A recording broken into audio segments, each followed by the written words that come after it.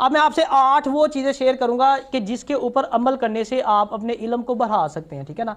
उसमें से जो पहला है ना, अगर आप चाहते हैं कि आपका इल्म भर जाए तो आप इल्म वालों की सोबत इख्तियार करें, इल्म वालों के साथ उठे बैठे, ठीक है ना।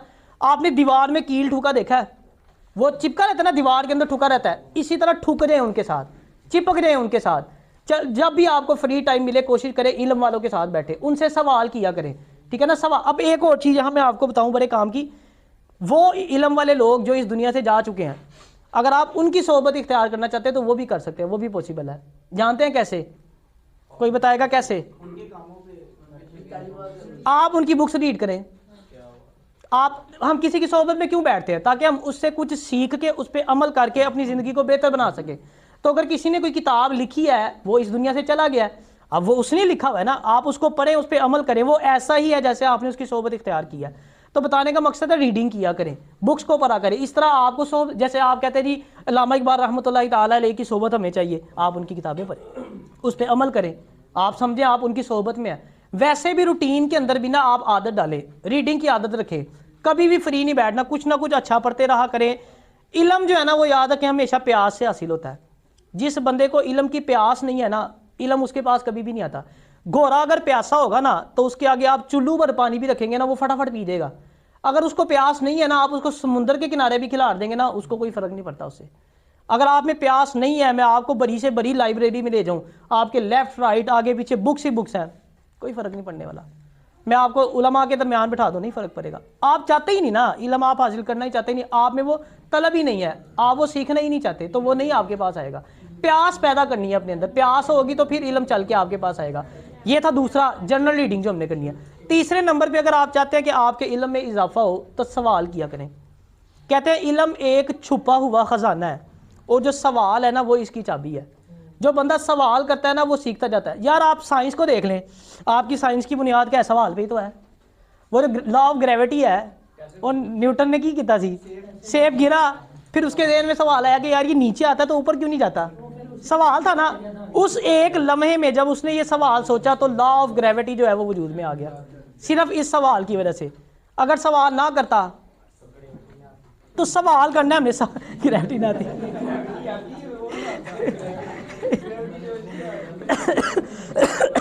सवाल किया करे, और सवाल भी देखें ना कब बंदा करेगा, जब इंसान के अंदर प्यास होगी ना। अगर इल्म हासिल करने की प्यास होगी, आप कुछ चाहते होगे कुछ सीखना। सुकरात के पास ना एक शख्स आया, उसने आके सुकरात से कहा यार तेरे पास इतना इल्म है, इतना नॉलेज है, लोग कहाँ कहाँ से आते हैं तेरे से सवाल करते हैं, तेरे पास हर सवाल का जवाब होता है, मुझे इसका राज बताओ, इतना इल्म तुम्हारे पास कैसे आया? सुकरात ने कहा कि मैं फलां तालाब में ना सुबह नहाता हूँ, वहाँ पे आ जाना, मैं तुम्हें बताऊँगा। वो पहुँच गया सुबह, जो टाइम फिक्स हुआ था वो गया, तो वो जनाब नहा रहा था, उसने कहा आ जा तालाब में आ जा, वो भी तालाब में आ गया। उसने कहा हाँ दस की मसला है? उन्होंने कहा तू मैंने क्या सी, मैं तेन राज दसांगा। उसने धौन से पकड़ के ना पानी में डबो दिया उसको। अच्छा, अब उसने कुछ एक आधा सेकंड, 2-4 जितने मिनट उसको बीच में रखा, जब वो मरने वाला हो गया ना फिर उसने उसको छोड़ा। अब वो फटाफट जान बचा के बाहर को भागा, बाहर जाके खड़ा हो गया। फिर सुकरात भी आराम से बाहर आया, उसने आके पूछा उससे हाँ भाई क्या हाल चाल है? उसने आगे से गालियाँ निकाली। उसने कहा मैंने तुमसे पूछा था कि मुझे ये बताओ कि तुम्हारे इल्म का राज क्या है, तुम मेरी जान लेने लगे थे। उसने कहा मुझे एक चीज़ बताओ, जिस वक्त तुम डूब रहे थे तुम्हारी सबसे बड़ी ख्वाहिश क्या थी? उसने कहा मेरी ख्वाहिश ये थी कि मेरी जान बच जाए। तो सुकरात ने कहा यही तुम्हारे सवाल का जवाब है। उसने कहा मेरी हर लम्हा ये ख्वाहिश रहती है कि मैं कुछ ना कुछ सीख लूँ। उसने कहा जैसे तुम्हारी आखिरी ख्वाहिश थी ना कि बस मैं किस तरह बच जाऊँ, उसी तरह मेरी ख्वाहिश हर वक्त हर लम्हा रहती है कि मैं कुछ ना कुछ सीख लूँ। इसलिए अगर बीच में तलब होगी ना आपके बीच में तो फिर, और सवाल करना है। सवाल जैसे मैंने कहते हैं आधा इल्म जो है ना वो सवाल के अंदर है। लेकिन मज़ेदार बात तो सवाल भी सही सवाल वही उठा सकता है जिसके पास इल्म हो, वरना बोंगियाँ ही मार देने। सही इल्म, सही सवाल करने के लिए भी आपको बहुत सारा जो है ना वो इल्म होना जो है वो ज़रूरी है। और दूसरी एक और चीज़, जिस बंदे को सवाल करने की आदत होती है ना, वो दुनिया की जिस मर्जी फील्ड में चला जाए वो धक्के नहीं खाता, वो कामयाबी उसकी कदम चूमती है, क्योंकि सवाल कर करके इतना कुछ सीख लेता है कि उसको फिर धक्के खाने की जरूरत ही नहीं पड़ती।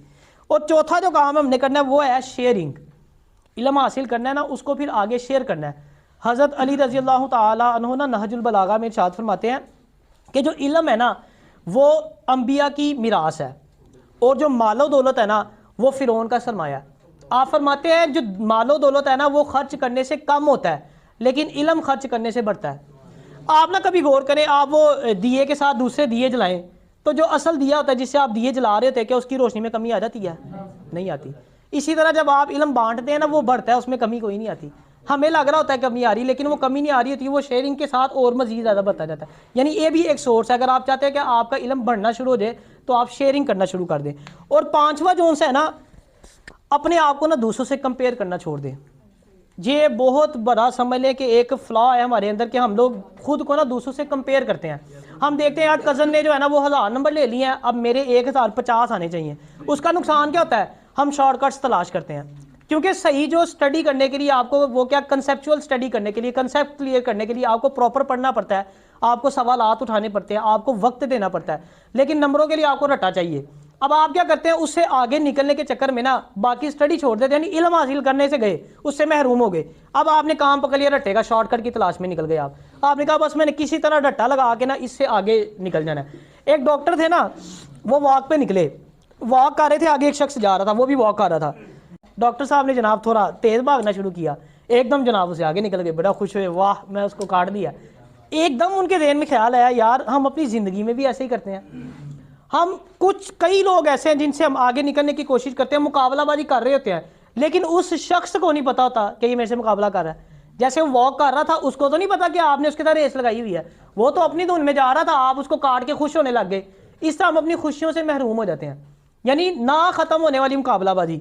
कज़न है, उसके अच्छे नंबर आ गए, आपने अब वो रट्टा लगाना शुरू कर दिया, आपने शॉर्टकट्स तलाश करना शुरू कर दिए कि मैं किसी भी तरीके से इससे आगे निकल जाऊँ। उसको तो नहीं पता।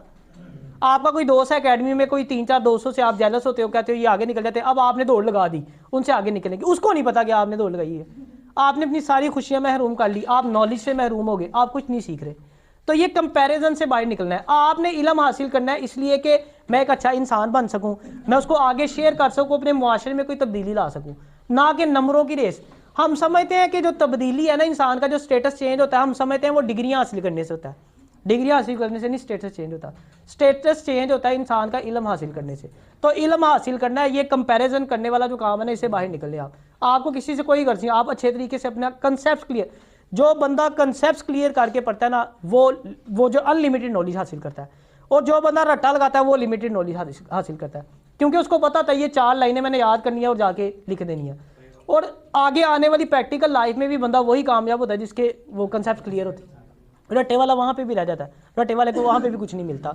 और नेक्स्ट हमारा छठा पॉइंट, कुछ चीज़ें, कुछ नॉलेज ऐसे होते हैं कि जब तक आप उसका प्रैक्टिकल ना कर लो वो नेक्स्ट लेवल तक नहीं पहुँचता। यानी अगर आप उसके बारे में कुछ नॉलेज हासिल करते हो ना, वो एज अ इंफॉर्मेशन के तौर पर आपके पास रहता है।